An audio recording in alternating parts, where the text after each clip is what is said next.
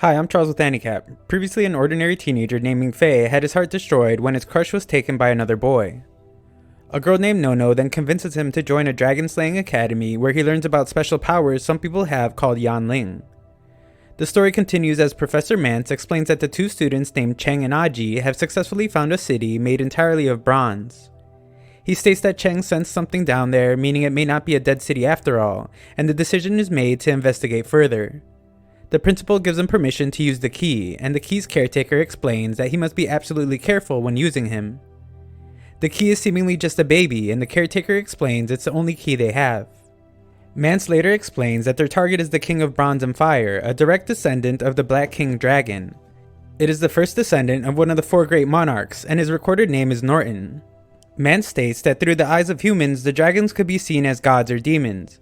However, in the eyes of the dragon, humans are merely slaves or ants. Neither side has tried to communicate with the other before, but now might be the perfect opportunity. He dives and meets up with his two students. Mance uses his Yanling to reveal the entrance and explains that a man had once bit the flame and was burned alive. His body didn't collapse though, and instead just turned to ash. He is the gatekeeper, and any intruders will be cursed by his terror. Mance then leaves the rest to the key baby, whose blood is able to wake the gatekeeper. The baby uses Solomon's key, and Mance states that every door opened by it leads to hell. The key baby is put back to sleep, and Mance reminds the students that they have 2 hours to bring out the skeleton of Dragon King Norton. However, if they are unable to, he instructs them to destroy everything using armored nukes. Mance returns to the ship and is amazed by the city at the bottom of the sea. A scan reveals that it is made up of several holes, much like an ant's nest, half submerged in water. Cheng instructs Aji to take pictures while he goes in search of his snake that he sent to explore. He orders her to evacuate on her own if things go wrong, and she reluctantly agrees. Taking pictures of a strange pillar reveals a passage that Mance believes may have been written by the Dragon King himself. The area is too large though, so Aji must take several pictures, but her heart begins to race. She states that she is fine and just needs to make an adjustment, but her transmission is interrupted. Mance wants Sheng to go after her just as they realize her lifeline has been severed. Sheng arrives just in time and explains that he found what they were looking for, but blew it up since it was too heavy to carry. They notice an object that they think is a totem of the Dragon Clan and attempt to take it, but it doesn't budge. Instead, a shadow appears to attack Aji, but she soon realizes that it's actually Sheng. He explains that when he came back, a strange statue was following her, but he can't figure out why. After firing some shots at it, Sheng explains that his snake had found something. He believes that if there is really a Dragon King sleeping there, then it is still a baby. Just then, the room's walls begin to shift and they determine Aji must have activated something. The pair attempt to make their escape, and Cheng now realizes that the city is aware of an invasion and is now closing. Elsewhere, Ming-Fei wakes up to the sound of a bell. Mingzi explains that it is the death bell and shocks Ming-Fei by taking him to the top of a tower. Mingzi points out how humans believe that things in their dreams are not real, but explains that maybe their so-called real world is actually the dream. Mingzi states that the death bell is ringing because someone is dying. Ming-Fei will end up getting in trouble, but an opportunity might also be presenting itself. Mingzi states that he needs to be prepared and reminds him of the cheats that he uses in his games. He asks if he could only choose one cheat, which one would he choose? Ming-Fei strangely chooses the ability to reveal the entire map, and Mingzi unseals the secret book. He explains that Ming-Fei will now get a detailed map of his surroundings, but warns that he shouldn't abuse it. Mingzi leaves just as Finger wakes Ming-Fei. He warns that an alarm is going off and it indicates an emergency. Finger compliments Nono on how good she looks, but is quickly hurt when she points out that only A-class and above are being summoned to help with the emergency. A-class and above students are all then sat in front of computers, and Ming-Fei once again notices the very calm girl from before. It is then explained that the two members of the executive department are trapped in a dragon relic. It is the Palace of Norton and is actually a giant ancient machine that's internal structure changes constantly. There is no fixed escape route, so they must solve the logic of its operation. They will use the scripture that Aji was able to take pictures of in the hopes that it will have the answers to how the city works. They only have 20 minutes though, and Caesar points out that humans can only translate a dragon script every 15 years on average. The man explains that Norma is desperately searching for help all over the world, but the two in danger are quickly running out of oxygen. Ming-Fei uses his ID card to gain access to the school system, and Norma explains that the interface being used is one from a game that he is most familiar with. Ming-Fei begins his attempt at finding a solution and is amazed by everyone around him. The top students at the school search for other relics around the world and search through ancient documents. Even the usually calm girl is frantically working, and Ming-Fei wonders if he is the only one who can't do anything. Just then, Ming-Fei remembers that he was granted a map by Ming-Zi. He begins to type in some letters and is surprised when everything including the entire city begins to shut down. The instructor now sees that the route has been solved, and everyone realizes it was Ming-Fei. He can't think of anything to say though, and just asks if everyone has already eaten. The ship is unable to receive the transmission from the school, but Shang uses his snake to get it instead. The map is too big though, and under their condition, they are not able to confirm the correct exit. Shang realizes that they need to use the key baby, and they have a look at the map. The key confirms the perfect path, and Shang is able to see with his snake ability. Mance is told that they have 3 minutes worth of oxygen left, and including how long they can hold their breath, he determines that they will be able to return safely. Shang prepares Aji for their escape, but she believes they don't have enough oxygen to make it. They are running out of time, so she decides to confess her love for him. Shang interrupts her with a kiss though, and explains that he would never let her die there. He asks that she trusts him, and the two prepare to leave. At the ship, Mance celebrates how everything will be okay, and is told that they lost communication with the academy because of the storm. Mance then realizes something, demands a lifeboat, and heads outside. He explains that they will surely make it out of the city, but he didn't consider the time it would take to reach the top of the water.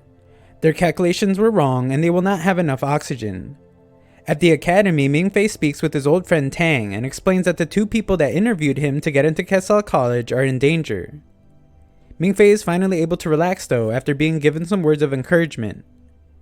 Back at the mission, the rescue team has been searching for over 15 minutes, and Mance has decided to call off the search. Just then, Aji emerges from the water, but something is wrong as she is hysterical. She begs that the jar be taken immediately since Shang sacrificed his life for it, and explains it's even more important than her life now. Aji is instantly dragged back into the water though, and it becomes very clear that there is something dangerous down there. Mance desperately cries out for her, but quickly gathers himself when he sees the beast responsible. He gives instructions to recover the jar, and states that next will come revenge.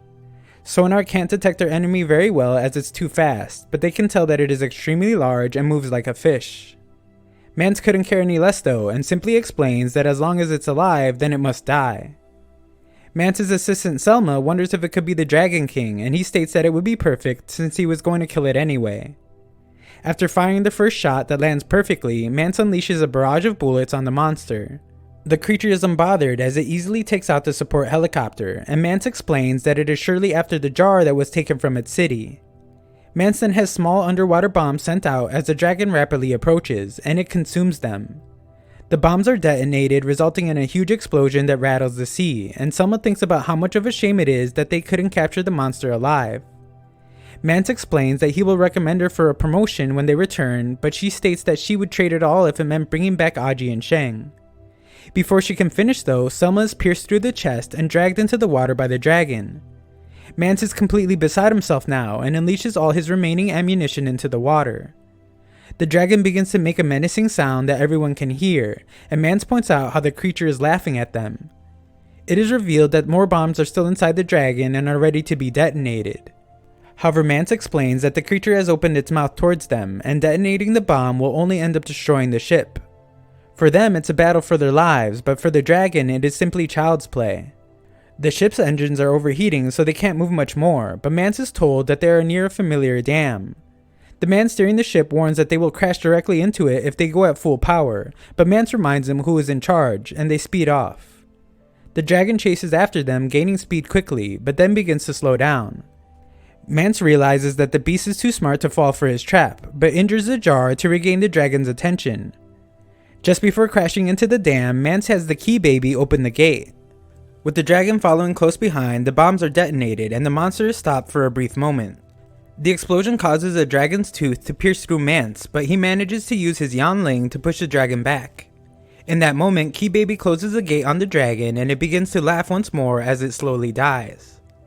Back at the university, Principal Ange explains that the situation is now under control and thanks everyone for their efforts. Ange wants to personally thank the biggest contributor of the mission though, and directly thanks Ming-Fei. Everyone applauds Ming-Fei for his noteworthy success, and he humbly accepts. Afterwards, Ziheng approaches Ming-Fei and invites him to join the Lionheart Club. Zihang explains that the club will need a new president after he leaves, and he believes Ming-Fei will be a suitable successor. He doesn't want to rush the decision though, and explains that Caesar will likely try to invite him to the student council. Zihang explains though that people like Ming-Fei are good as both rivals and friends. Just then, the death bell rings and everyone pays their respects as Zihang explains that someone had just left this world. Back at the ship, Mance rejects offers of useless doctors and states that he simply wants to give his final report. He begins and Principal Ange explains that the copper jar has been sent to the university. They believe that it must contain an egg and explains that once they have all the answers, he will engrave it on his tombstone. Mance rejects the offer though. He simply wants the fact that their entire crew was wiped out to be hidden from the students, and wants them to be told that he just went on another mission. Mance believes that dragon slaying is still a fun and passionate thing for them, and doesn't want them to have to grieve over them. His final request is that Ange say hello to Nono for him and explain that it is time for her to have a new mentor. He is finally able to rest, and we are shown a glimpse of the copper jar as it begins to move. Sometime later, Ming-Fei receives an invitation to a dance to welcome all the freshmen to the school, but he doesn't want to go. Finger explains that it's clear that Caesar was the one that sent the invitation, but Ming-Fei isn't even sure who he is. Finger explains that Caesar belongs to a famous mixed-race family in the West world. He is the heir to the family, and they expect him to be the future emperor of the Western world. Ming-Fei attempts to get out of going by explaining he doesn't have a suit, but the invitation details where he can rent one. The two arrive at the party and they are shocked to see how extravagant it is. A bed of roses is laid out, forming a path, and Nono arrives to greet the guys. They admire her beauty for a moment, but Caesar calls out to her and Finger points out how she is a rose that doesn't belong to him. It is announced that the dance is about to begin, and Caesar is introduced as president of the student union. Caesar reveals that it's Nono's birthday and starts the dance. Finger gets an itch to dance and forces Ming-Fei to come along. Finger's bad dancing earns the two some attention from Caesar. Caesar is aware that Zihang invited Ming-Fei to the Lionheart Club, and also knows that Zihang anticipated Caesar would invite Ming-Fei to his group. Caesar won't though, and explains that he doesn't like when his opponents predict his moves. Nono points out how fortunate he is to have his family's last name, but Caesar explains he wants to be acknowledged as Caesar. He then gives a speech to all the freshmen about how they are all elite of the elite and how they will all go to do great things on the battlefield. The crowd erupts chanting Caesar's name, and he invites them to join the student union. Ming-Fei is then shocked to hear Caesar call his name. Caesar states that Ming-Fei can do as he says or leave, and then tells him to pick a song to perform a dance to. Ming-Fei looks to Finger to be his partner once again, but the calm girl from earlier appears, offering to dance instead. Finger encourages Ming-Fei, and the girl tells him to keep up with her rhythm. She demands a certain song be played, and the two begin their performance. She introduces herself as Zero and corrects Ming-Fei's posture. He does his best to keep up with her, and she explains that when a man dances this dance, he must feel like the king of the world. Ming-Fei performs better and has a vision of the two dancing elsewhere. Zero tells him to grab her by the waist at the end, and he does so perfectly. Zero leaves immediately after, and Ming-Fei notices that Nono leaves as well. He meets her outside to wish her a happy birthday, but she reveals she doesn't care too much about it. She explains that she is tired though, and asks Ming-Fei to drive her to the top of the mountain. When he expresses confusion, she simply explains that she would like to walk around up there. Just then, Norma warns of a red alert, and states that there might be a dragon invasion. The Academy's defense system is activated, and all entrances and exits have been sealed. She then reveals that the invaders are a small team of 13 people, and they have dispersed after entering the Academy. It's clear that they are after the copper jar brought back from the dam, and Norma explains that it is currently being kept at the Alheim Institute. Executive Department fighters are all on missions overseas, and she will have to rely on the students. Caesar and Zihang's groups are recruited to defend different areas, and they head out to get weapons. However, they are instructed to use only Frigg bullets and no live rounds. On the mountain, Ming-Fei sees that Nona has fallen asleep and is startled when Ming-Zi takes her place. Ming-Zi teases Ming-Fei for liking Nono, but he explains that Caesar is already chasing her. Ming-Zi says that she never shows much emotion and she has never loved someone before now. He reminds Ming-Fei of the words Nono told him about how confessions of love require music, lyrics, and flowers. Ming-Zi then surprises Ming-Fei by unlocking another secret book called Show Me the Flowers. Nono is then brought back and the two reach the top of the mountain where Nono hopes to walk around and finally see some stars. One of the intruders reports back to their leader and explains that only 6 of their members remain. As long as they are not able to use Yanling, the intruders will fail. However, their leader explains that she is confident the Night Watch will soon be lifted. Elsewhere, Norma explains that she is searching for the remaining intruders, and a man asks Professor Maine if he can just use his Yanling to find them. Maine reminds him that the Night Watch doesn't allow use of Yanling anywhere at the school. However, the man wonders if Maine can just ask Night Watch to break the commandment since he is his father.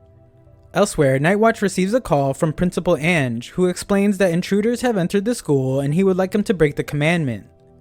Night Watch needs some time to think and wonders if the oil lamp has been burning for 12 or 15 years. He then receives a call from Maine, who makes the same request and reveals to the others that his father has agreed.